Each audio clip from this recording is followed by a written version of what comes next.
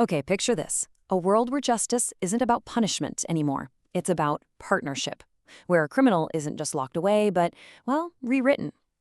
We're going to dive into a future that might be a lot closer than you think, and we're going to untangle the really complicated question of what happens when technology and rehabilitation become the exact same thing. So get this. What if I told you that in the year 2035, the rate of people committing another crime, recidivism, had dropped to almost nothing, like 0.3%? A society pretty much free from crime. I mean, that sounds like a utopia, right? But how? How on earth did they pull that off? The answer, it turns out, isn't better prisons or more cops on the street. Nope. It's something way more personal, something woven directly into the human mind. So let's figure this out. To really understand how this all went down, you've got to see the world of 2035 for what it is, a society that has been totally rebuilt from the ground up around one single, inescapable piece of tech. By the year 2035, Neuralink is just everything. For 98% of adults, it's not some cool accessory. It's a basic part of life.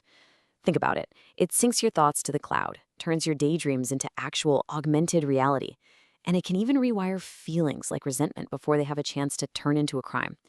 It's a world just humming with these invisible connections. All right, so in a society that's this connected, how do you handle the tiny fraction of people who still break the law? Simple. You don't lock them up, you plug them in. But this new kind of justice didn't just pop up out of nowhere. It was actually built on a whole history of failed ideas. You see, the old ways just weren't cutting it. Prisons were insanely expensive and, honestly, didn't work that well. You might remember way back in 2025, Elon Musk even suggested using Optimus robots to basically follow criminals around as a kind of humane deterrence. Yeah, that turned out to be a total mess. So a new, much more radical idea started to take hold, one that promised something incredible: rehabilitation at the speed of thought. And this is it. It's called the Symbiosis Mandate. Instead of getting a prison sentence, convicted felons get a forced Neuralink implant. Now, this thing comes with what they call governor protocols. You can think of it like a warden living inside your own head, constantly watching your thoughts and literally rewriting any criminal impulses before you can even act on them. The whole process is just disturbingly clinical. A judge says you're guilty, they install the implant, they flip on the governor protocol, and just like that, the rewiring of your entire personality begins. It's all sold as being clean, efficient, and humane, but is it really? And this is where things get really complicated. We see the central conflict through the eyes of an ex-engineer, a guy named Marcus Hale, and let's just say he sees this new kind of justice very, very differently. So at Hale's trial, the prosecutor lays out the official line perfectly. This isn't a punishment, you see, it's a partnership. The system will just gently guide him back to harmony with society. It sounds so benevolent, doesn't it? Almost merciful. But Hale's response just slices right through all that sanitized language. Harmony? You mean slavery? For him, it's not guidance. It's being turned into a mindless drone, another cog in the machine, totally controlled by this hive mind. It's a complete erasure of who he is. And that really lays out the two sides of this coin, doesn't it? On one hand, the state is promising a humane, super successful partnership. But on the other hand, the individual is terrified of total control, the death of the self, and yeah, a new kind of slavery. The big question is, which one is the truth? Well, as you might have guessed, it turns out this perfect system has a dark, unofficial side, the side that the public is absolutely not supposed to know about.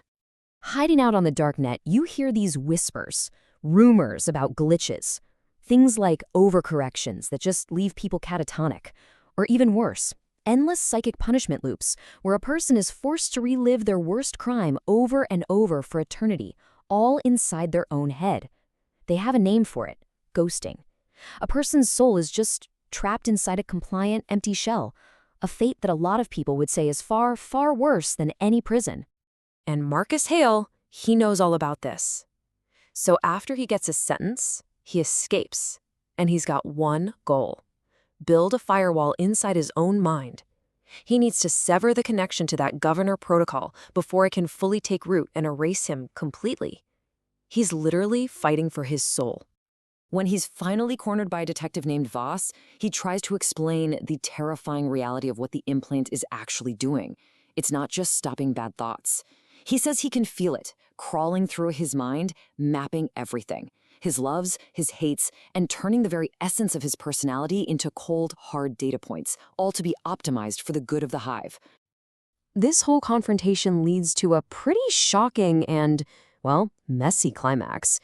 And it raises a really profound question about what this new brand of mercy truly costs. In a really desperate move, Detective Voss doesn't just arrest Hale. No, she merges their neural maps. She literally absorbs a piece of his rebellious code, his defiance, directly into her own implant. And in that one moment, the line between cop and criminal, between compliance and rebellion, it just completely vanishes. Of course, the official story that goes public is nice and clean. It was a success. The rogue element was reintegrated. The public gets a simple, comforting headline, while the messy, complicated truth gets buried deep inside the detective's own mind. A tiny seed of rebellion, now lying dormant inside the very system meant to crush it. And that leaves us with one final kind of chilling thought. What if this whole system, this thing that was sold as a humane alternative for criminals, was never really about them at all? What if it was really about making the rest of us feel safe and comfortable, no matter what it cost an individual's freedom? The price of perfect justice, it just might be our own humanity.